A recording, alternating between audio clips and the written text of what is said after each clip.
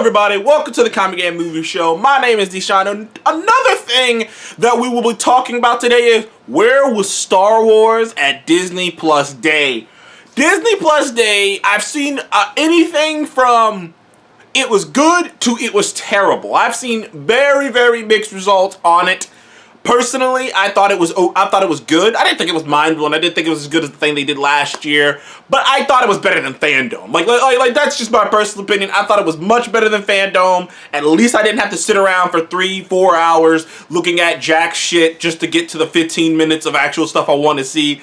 At least I didn't have to do that. So, as far as I'm concerned, they didn't waste my time. They showed me the shit. They showed me a glimpse of some of the shit I want to see. I got a glimpse of Moon Knight. I got a glimpse of She-Hulk. I got a glimpse of Ms. Marvel. You know, but one thing that we did not get glimpses of is Star Wars. And this was being built up like they were going to reveal some things on Star Wars. They had just released the Book of Boba Fett trailer earlier in the week. And it was weird because we all kind of assumed, we went, okay, because I made a video saying I was surprised they didn't save this for Disney Plus Day. Now in hindsight, I'm thinking, why didn't they save this for Disney Plus Day? And the only answer, which is something that, and there's a couple answers, but I'm kind of starting to roll with, I know I'll bring up John Campea a lot, because I watch his show and many others, and he has a lot of good points, and sometimes wrong points, that I have conversations with, that I think about. And one of it is that maybe Star Wars, including Kathleen Kennedy, and the process over there right now is a mess. That they don't have everything worked out, they don't have everything organized. Some of these shows are coming along slower than they were supposed to be coming along. Some of these stories are coming along slower than they're supposed to be coming along. There was just ate some hot chips, came back to attack me. But anyways, there was a story early, I don't know if it was today or yesterday, that Kathleen Kennedy is having creative differences with Patty Jenkins on Rogue Squadron. So that was announced like last year, and depending on what you felt about Patty Jenkins, Wonder Woman 84 hadn't come out yet, so you probably were thinking pretty highly. She's an Oscar-winning director. You get an Oscar-winning director to come in and work on your Star Wars movie. A female Oscar-winning director at that. That's a big deal. And Rogue Squadron is a well-known book in the non-canon now, Star Wars books. And it's a very well-liked and very well-respected book. And, so you got the people who are fans of the book that are excited. You got people who are fans who want to see this, So you got all these things going. And now you're hearing that they're having creative differences. And, that's why they haven't even settled on a story yet. That Patty wants one story and Kathleen wants another. And when you hear stuff like that, it lends more credence to the idea that John Campea was putting out there, that there may be turmoil going on at Lucasfilms, and that's why they didn't have anything to show on Disney Plus Day, is because there's so much going on over there that they don't know what they can and can't say and can and can't do. That things are in such flux. I mean, that's what it is. Honestly, the pandemic is still a thing, and it has held a lot of projects and has slowed a lot of projects and a lot of things down. And honestly, even with the Marvel stuff they announced, there was no settled dates. There was no dates. They didn't say when She-Hulk was going to come out. They didn't say when Moon Knight was going to come out. They didn't say when Ms. Marvel was going to come out. Because right now, everyone really, or mostly everyone, is in a spot still where they're not comfortable yet. We've had to reshuffle so much. So many films had to be reshuffled that at this point in time, it's really hard for a studio to really nail down a date.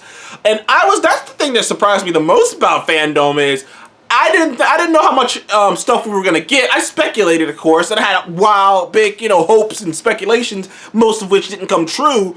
But I thought for sure that the one thing that would come true is we would get solid dates on all of these projects.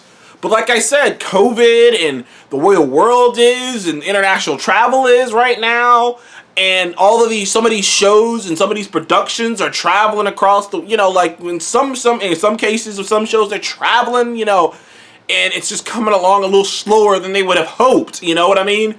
And all I can imagine is the reason that we didn't get any Star Wars stuff is because on top of Kathleen Kennedy still having creative issues with, you know, other people outside of clearly Dave Filoni and them, because the only things that are actually on schedule are the Dave Filoni stuff. But, you know, not even seeing any announcements, not even seeing any title cards.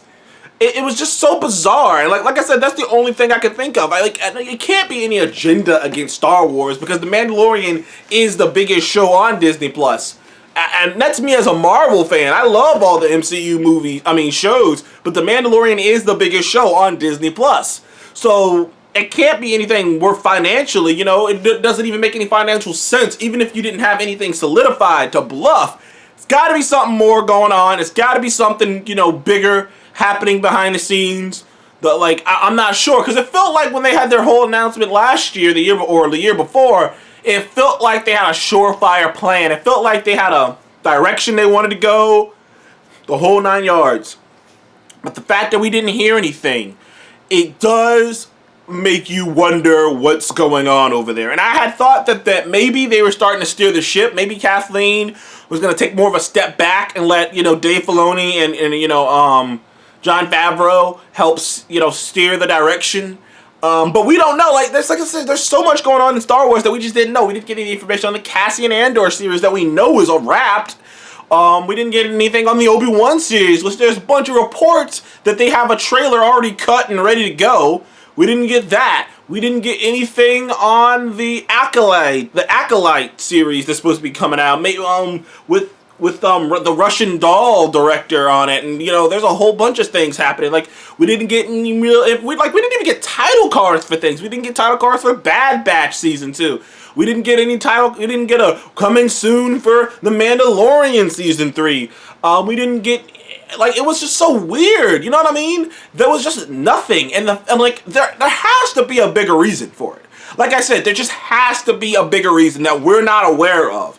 And I'm hoping it really isn't what, like I said, what John Campea suggested, is there may be turmoil going on behind the scenes over there, which is why they didn't show anything, because they're like, we're not sure if we're going to actually, we can't put this out and say coming soon, because we're not sure if it will be coming soon. Some of these projects might get canceled because of the nonsense that's going on behind the scenes. And I'm hoping that's not the case, because I really, really, really want Star Wars to get back on track. I enjoy that universe. And, you know, the more and more I look into that universe, the more and more I enjoy it. It's, you know, it's pretty much, it's one of my favorite sci-fi things I've ever watched, you know. And I love The Mandalorian, and I'm looking forward to the Book of Boba Fett. But I don't know. It's looking weird over there. It's looking weird over there. Now over at Marvel, they just got to make up their mind about what's coming out when and, you know, whatnot, you know. Clearly they're not sure. Like, I don't know. That was weird that Marvel didn't have any, like, sticks. Like, I would have thought for a fact they would have at least been, like, the next thing after, you know, Hawkeye. But maybe they're just waiting. Maybe they're just waiting in the wings, and, you know. We'll see. We'll see. Anyways, thank you guys for joining the Comic Game Movie Show. Please like and subscribe. And what do you think is the reason that they did not show any Star Wars at Disney Plus on Disney Plus Day? Now, I mean, they did show something, but it wasn't like the Marvel stuff, you know. Like, they didn't get their own little 15-minute video talking about the past and the future, you know what I mean? You know, like, we still don't know what the fuck Kevin Feige's doing. Still don't know what that man's working on. Not a clue. Not even a tiny clue what this dude's working on. It's so crazy, man. It's so crazy. Anyways, thank you guys for joining the Comic Game Movie Show again. Please be like, subscribe. I will see you guys on the next one. Goodbye.